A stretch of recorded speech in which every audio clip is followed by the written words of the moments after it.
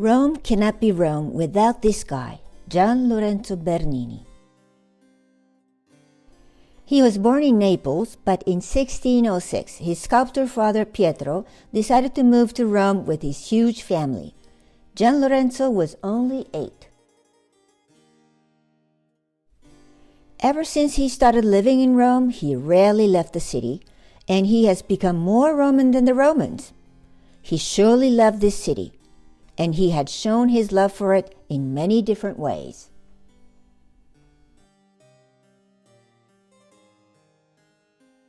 Among the countless masterpieces left by Bernini, today I'd like to introduce you to these 3 ladies, Bibiana, Tresa, and Ludovica.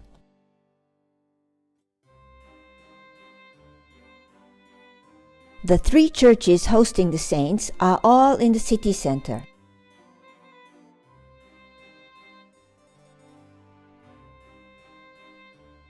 Santa Bibiana and Santa Maria della Vittoria are minutes away from the central station Termini.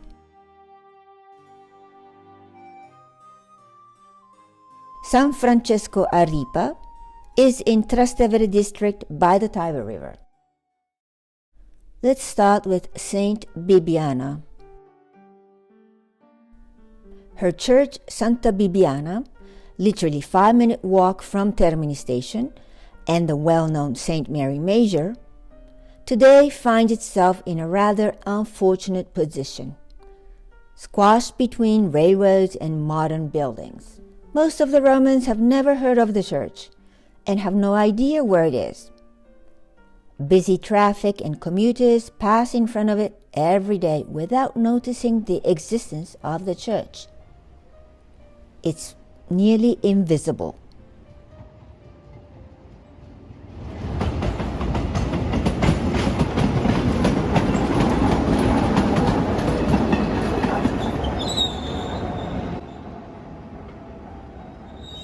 See how it is?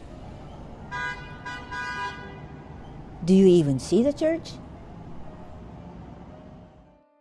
This is how you'll find the church, and to get inside you use this simple gate. I must say, it doesn't even feel like you're walking into a church, does it?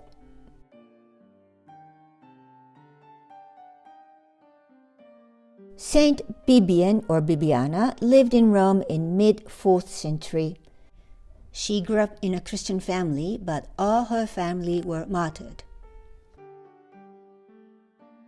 Bibiana herself, around the age of 15, was scourged to death according to the legend on this marble column.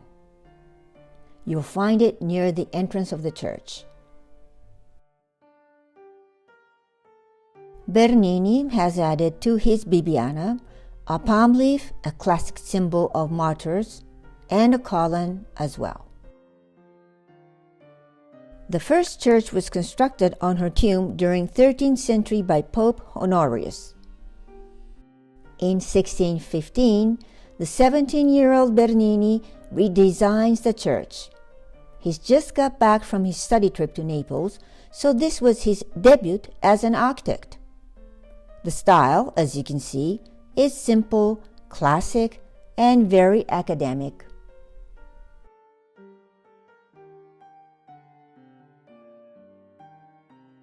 Ten years later, in 1625, he comes back, now working for Pope Urban VIII. He rearranges the altar area by adding the apse and the statue of Bibiana.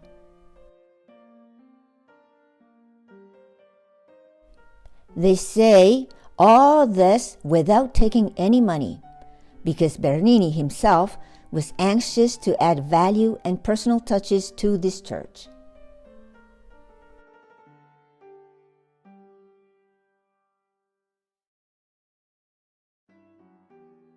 Now we're moving to Santa Maria della Vittoria Church. Not far from the Trevi Fountain, among shops and hotels, stands this small church.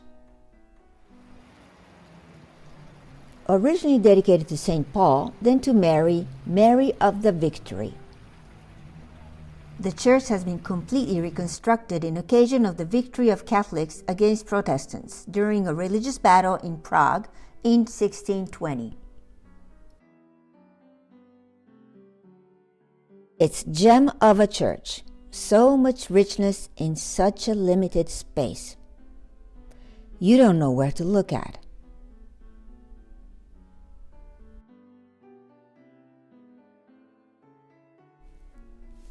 Bernini, in 1646, made a private chapel for the Coronado family, originally from Venice.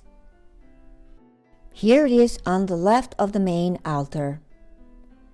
The statue is titled Saint Teresa in Ecstasy. Teresa of Avila, also known as Teresa of Jesus, was born in Avila, a small town in Spain, in 1515. She starts as a simple nun, eventually becomes a theologian, author of many books, and establishes the Discalced Carmelite order. Today, she's nominated as one of the doctors of the church. Through prayer and meditation, she has reached such a level that she has had this mystical experience. An angel appeared and struck her chest with a firing arrow. She says it hurt, but at the same time she felt such great love. Bernini has turned the chapel into a theater, where members of the Coronado family witness the scene of the religious ecstasy from the two balconies. Something absolutely beyond human understanding has happened in front of their eyes. Look at their expressions, amazed and incredulous. Have you noticed the spotlight on Teresa and the angel? And this light is natural.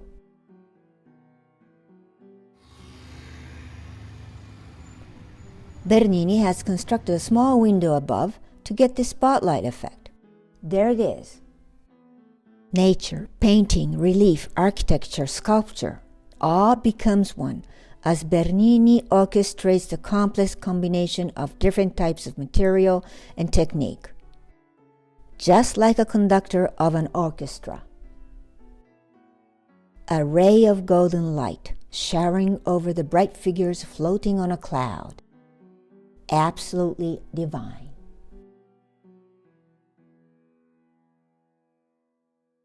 Let's head south along the Tiber River to visit Ludovica.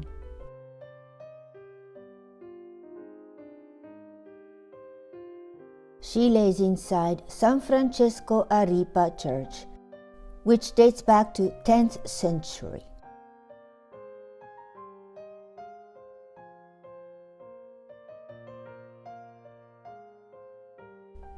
In 13th century, Francesco from Assisi stayed here when he came to speak with the Pope. If you're lucky, you get to see the precious relics in the room where Francesco stayed. Che diventerà la madre del Salvatore. La Vergine che risponde: si compie in me secondo la tua parola. Blessed Ludovica Albertoni. She's not a saint yet, but according to Father Vittorio, she will be in a very short time. She lived in this neighborhood and was a matron, a noble Roman woman, married to Giacomo de Citara, rich but a violent man, and they had 3 daughters. At 32, she's become a widow, but donates all her wealth and decides to join the Franciscan Third Order, helping people in need. They call her the Mother of the Poor.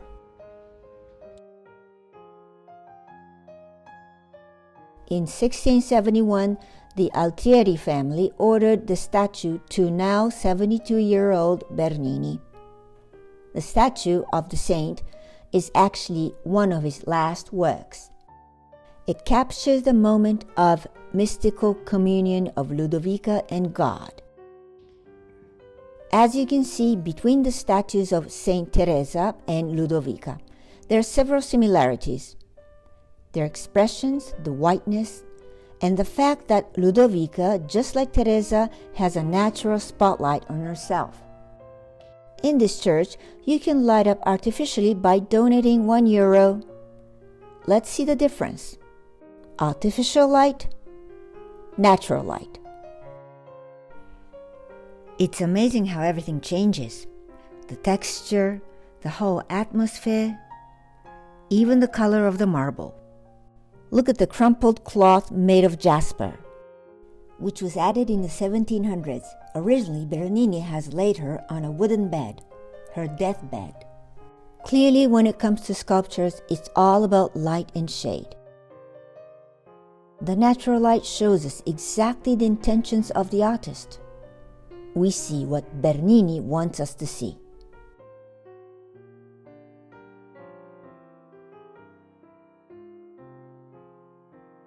No need to book nor pay to meet the three saints.